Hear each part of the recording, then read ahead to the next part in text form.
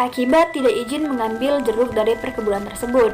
Namun, Begu Ganjang yang menjaga perkebunan tersebut tidak memaafkannya, sehingga lelaki tersebut pun meninggal.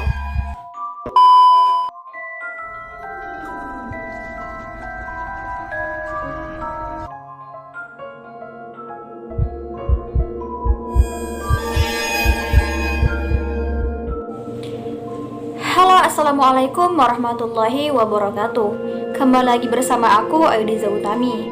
Di video kali ini aku bakal ngebahas cerita beberapa hantu yang berasal dari beberapa daerah di Indonesia. Dan sebelum kalian masuk ke videonya, jangan lupa like dan subscribe video ini.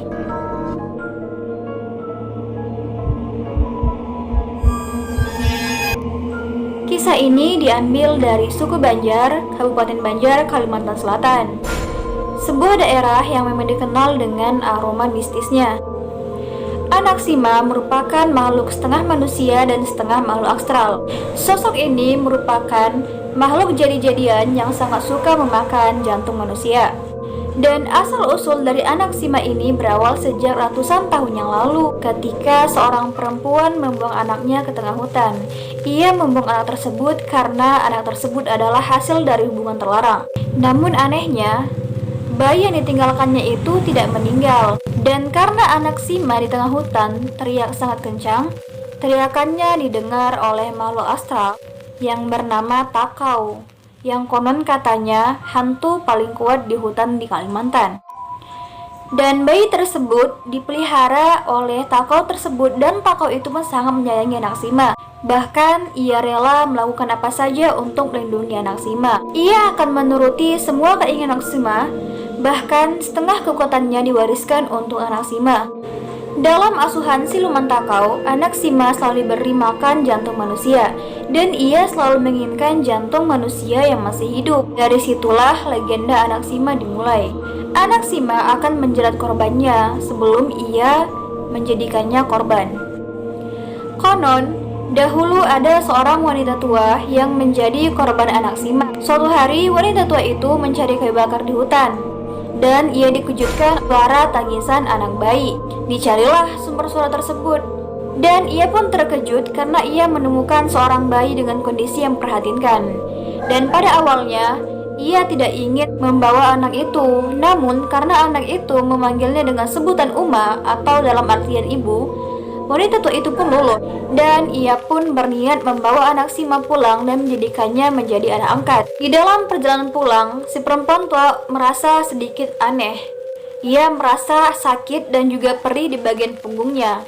Dan ketika ia melihat ke belakang, ia pun terkejut melihat anak yang tadi ia gendong menggerogoti dagingnya dari belakang sedikit demi sedikit, sehingga dagingnya pun terkelupas, sehingga kelihatan jantungnya. Oleh karena itu, anak itu dengan mudahnya menarik jantung wanita tersebut.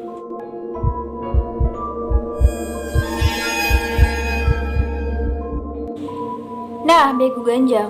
Begu Ganjang adalah cerita rakyat Sumatera Utara, khususnya daerah Medan, tempat aku sendiri sih guys.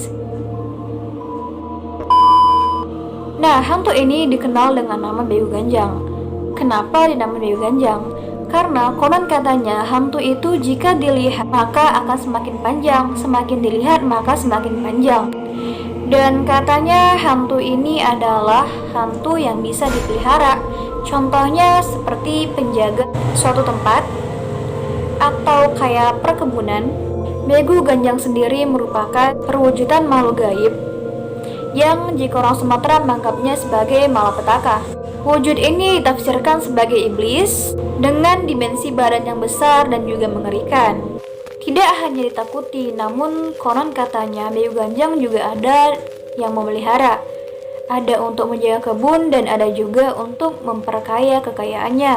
Dan ada juga yang memanfaatkannya untuk mencelakai orang lain. Namun juga katanya jika kita bertemu dengan hantu ini, kita bakal sakit ataupun meninggal dunia secara tak wajar.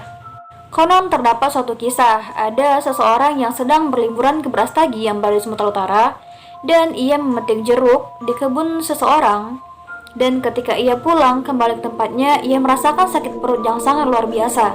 Dan ketika diperiksa ke rumah sakit, Pihak rumah sakit mengatakan ia tidak kenapa-napa. Oleh karena itu, keluarga si korban pun merasa aneh dan khawatir, dan ia pun memanggil paranormal untuk memeriksa korban tersebut. Dan paranormal itu pun mengatakan sakit tersebut diakibatkan oleh Bayu Ganjang yang memelihara kebun jeruk tersebut, yang katanya jengkel akibat lelaki tersebut tidak izin untuk mengambil jeruk di perkebunan itu. Setelah diketahui sakit lelaki tersebut diakibatkan oleh Bayu Ganjang, keluarga korban pun meminta maaf kepada pemilik kebun itu akibat tidak izin mengambil jeruk dari perkebunan tersebut. Namun, Bayu Ganjang yang menjaga perkebunan tersebut tidak memaafkannya, sehingga lelaki tersebut pun meninggal.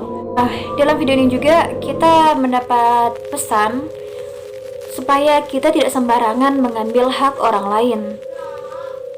Nah, bagaimana guys? Kalian percaya atau enggak? Kalian boleh komen di kolom komentar, dan juga kalian boleh komen atau request cerita-cerita horor di kolom komentar.